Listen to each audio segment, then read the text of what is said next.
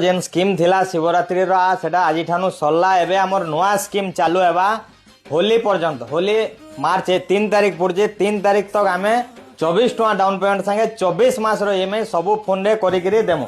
आपण देखि पारथुबे टोटल सब ब्रांड रो फोन हमर न अवेलेबल हेतिल लगी हमर दुकान ना मोबाइल स्टोर। आपनकर 0 सिविल थाउ -1 सिविल थाउ -2 सिविल थाउ सिविल जेते भी थाउ आमे आपन को फाइनेंस करिकरी देमु। ऑल ओडिसा रो जेन और आधार कार्ड हेले भी आमे फाइनेंस करिकरी देमु। फाइनेंस करवा लगे आधार कार्ड संगे पैन कार्ड और बैंक अकाउंट नंबर धरिकरी आले हमर इनो 18 प्रकार रो फाइनेंस अवेलेबल अच्छे।